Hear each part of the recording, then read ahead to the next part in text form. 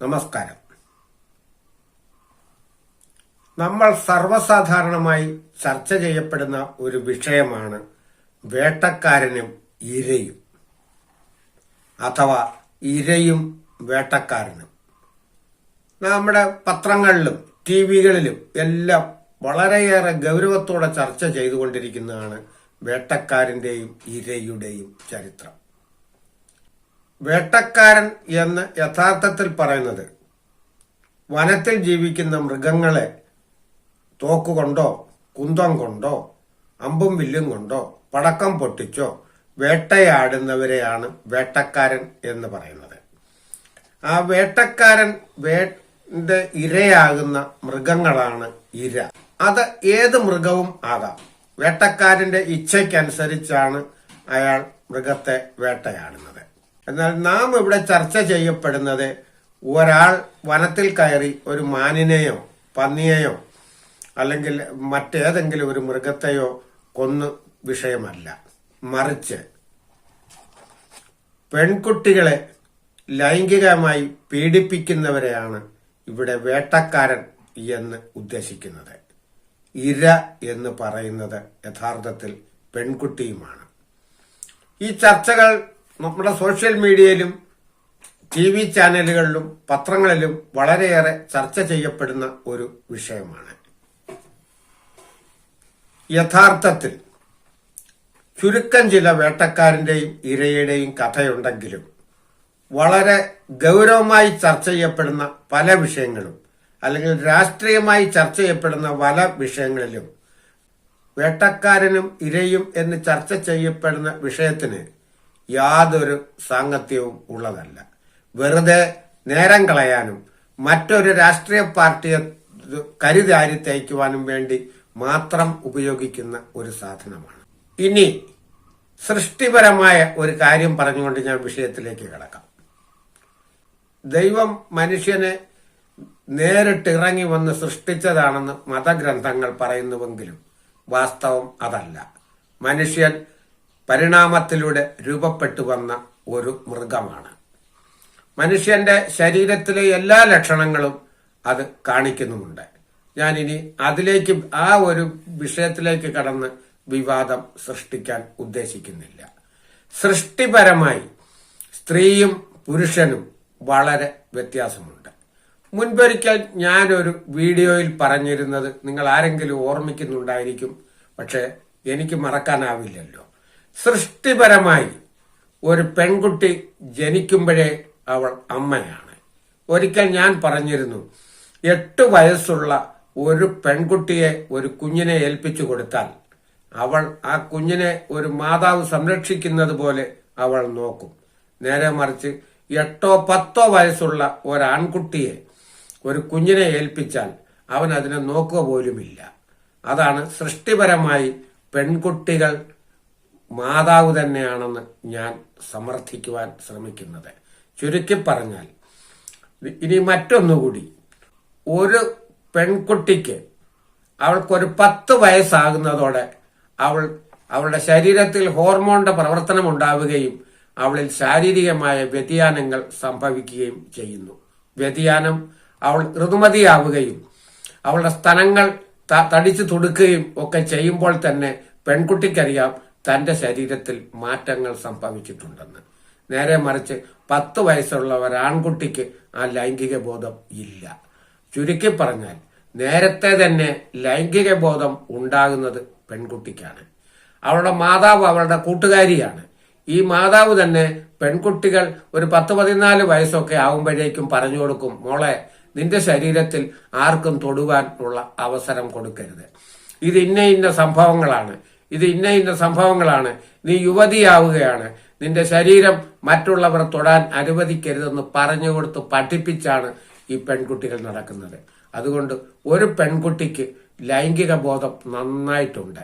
ഇല്ലെന്ന് ആര് പറഞ്ഞാലും എന്റെ ഇത്രയും പ്രായത്തിനിടയിലുള്ള അറിവ് വെച്ചും എന്റെ വായനാശീലം വെച്ചും ഞാൻ അംഗീകരിച്ചു തരികയില്ല. ഒരു 5 വയസ്സുള്ള പെൺകുട്ടിക്ക് ഏറ്റവും പ്രിയം പാവകളോടാണ്. നേരെ മറിച്ച് ആൺകുട്ടികൾക്കോ അവർക്ക് തോക്കിനോടും വാഹനങ്ങളോടുമാണ് താല്പര്യം. പെൺകുട്ടിയുടെ കയ്യിൽ ആ ഒരു കൊച്ചു പെൺകുട്ടി പാവകളെ ലാളിക്കാനും അതിനോടൊപ്പം കിടക്കാനും അതിനെ കളിപ്പിക്കാനും അവർക്ക് താല്പര്യമാണ്. അതാണ് ആ മാതൃത്വത്തിന്റെ ആ ഒരു ഭാഗമാണ് അത്. ഇനി ഞാൻ പറയാൻ പോകുന്നതാണ് കാര്യം. ഒരു പുരുഷൻ ഒരു പെൺകുട്ടിയോട് പറയുന്നു, നീ ഇന്ന സ്ഥലത്ത് വരണം. അവൾ അവിടെ എത്തുന്നു. എന്തിനാണ് വീട്ടിൽ ആരോടും പറയാതെ ആ യുവാവിനോടൊപ്പം അയാൾ നിർദ്ദേശിച്ച സ്ഥലത്ത് വന്നത്? ചോദ്യം 1. 2, ആ യുവാവ് പറയുന്നു, നമുക്ക് അല്പം പ്രൈവസി വേണം, നമുക്ക് പ്രൈവറ്റായിട്ടിരുന്ന് നമുക്ക് സംസാരിക്കണം, നമുക്കൊരു 2 മണിക്കൂർ സമയത്തേക്ക് നമുക്കൊരു ഹോട്ടലിൽ മുറി എടുത്താലോ? പെൺകുട്ടി പറയുന്നു, എടുത്തുകൊള്ളൂ. അവിടെ മുറി എടുക്കുന്നു. ആ മുറിയിൽ കയറിയിട്ട് അവർ എന്തെങ്കിലും കള്ളം പറഞ്ഞ് ആ ഹോട്ടൽ മുറി ബുക്ക് ചെയ്തതിന് ശേഷം വെയിറ്ററോട് എന്തെങ്കിലും കുടിക്കാനോ തിന്നാനോ ഓർഡർ ചെയ്തിട്ട് അവർ മുറി അടച്ച് അതിനകത്തിരുന്നു സംസാരിക്കുന്നു. അതിനുശേഷം ഈ വെയിറ്റർ ആഹാരം കൊടുക്കുന്നു, തിന്നുന്നു, കുടിക്കുന്നു. അതിനുശേഷം ഇയാൾ ഈ പെൺകുട്ടിയെ മൃഗീയമായി പീഡിപ്പിക്കുകയാണ്. ആ മൃഗീയ പീഡനമാണ് എനിക്ക് അങ്ങേയറ്റം അംഗീകരിക്കാൻ പറ്റാത്ത ഒരു സാധനം. ഈ പെൺകുട്ടിക്ക് അറിയില്ലേ?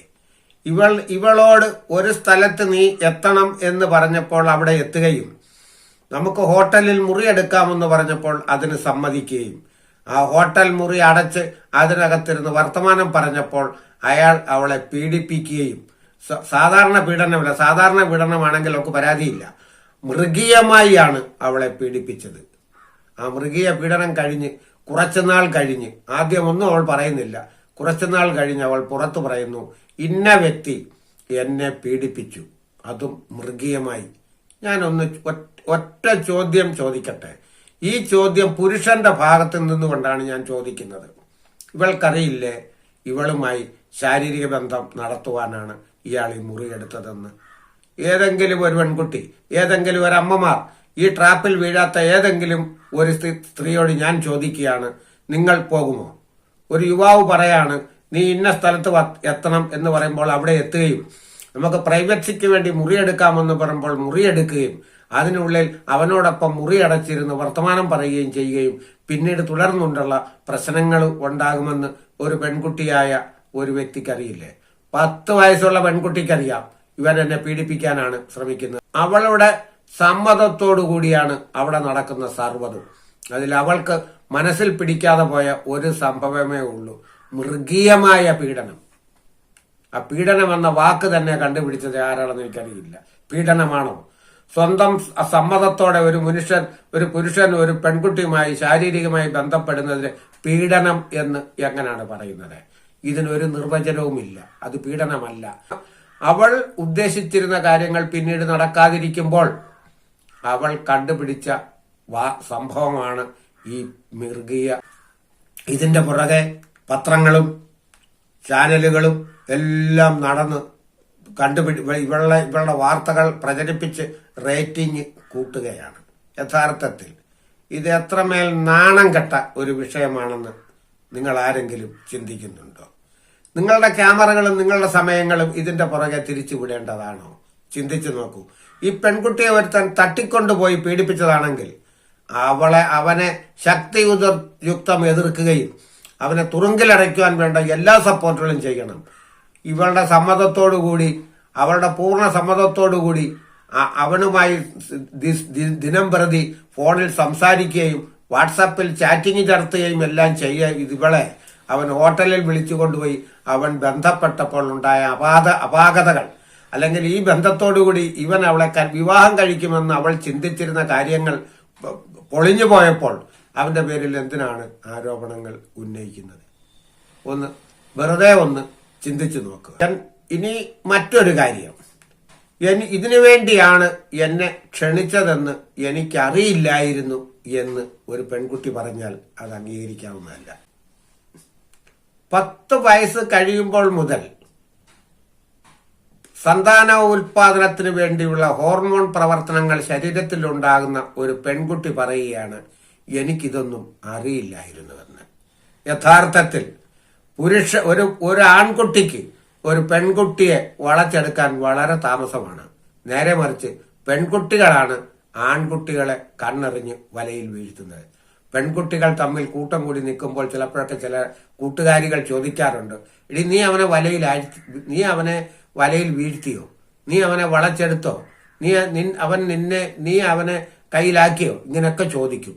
അതിന്റെ അർത്ഥം പെൺകുട്ടികളാണ് ഈ പുരുഷന്മാരെ അല്ലെങ്കിൽ ഈ യുവാക്കളെ സ്നേഹിച്ച് എടുക്കുന്നത്. പുരുഷന്മാർക്ക് ഒരു പെൺകുട്ടിയോട് നേരിട്ട് ഐ ലവ് യു എന്ന് പറയാനുള്ള ധൈര്യമൊന്നുമില്ല. അത് വെറുതെ നമ്മൾ സിനിമകളിലും മറ്റും കാണുന്ന ഒരു രീതിയാണ്. ഒരു പെൺകുട്ടിയോട് ഒരു പുരുഷനും ചാടിക്കേറി ഒരു പ്രേമാഭ്യർത്ഥനയും നടത്താറില്ല. അവന് ഭയമാണ്. അതാണ് ഞാൻ പറഞ്ഞത്. ഈ പെൺകുട്ടികളാണ് സൂക്ഷിക്കേണ്ടത്. നിങ്ങൾ എന്തുകൊണ്ട് സൂക്ഷിക്കുന്നില്ല? തന്റെ ശരീരത്തെ, തന്റെ മാന്യതയെ, തന്റെ കുടുംബ ബന്ധങ്ങളെ, തന്റെ മാതാപിതാക്കളുടെ അവസ്ഥയെപ്പറ്റി, തനിക്ക് സമൂഹത്തിലുണ്ടാകുന്ന നാണക്കേടിനെ പറ്റി ഇതൊന്നും എന്തുകൊണ്ടാണ് പെൺകുട്ടികൾ ചിന്തിക്കാത്തത്?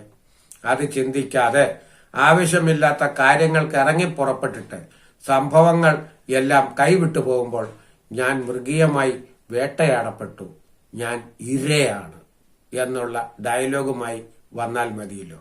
യഥാർത്ഥത്തിൽ ഇവൾ ഇരയല്ല.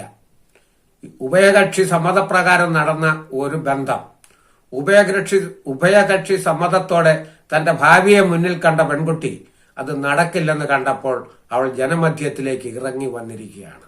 ഇതാണ് യാഥാർത്ഥ്യം എന്ന് ഞാൻ വിശ്വസിക്കുന്നു. എന്റെ വീഡിയോ നിങ്ങൾക്ക് ഇഷ്ടപ്പെട്ടാലും ഇല്ലെങ്കിലും നിങ്ങളുടെ വിലയേറിയ കമന്റുകൾ ഞാൻ പ്രതീക്ഷിക്കുന്നു. മറ്റൊരു വീഡിയോയുമായി വീണ്ടും ഞാൻ വരുന്നതുവരെ നമസ്കാരം.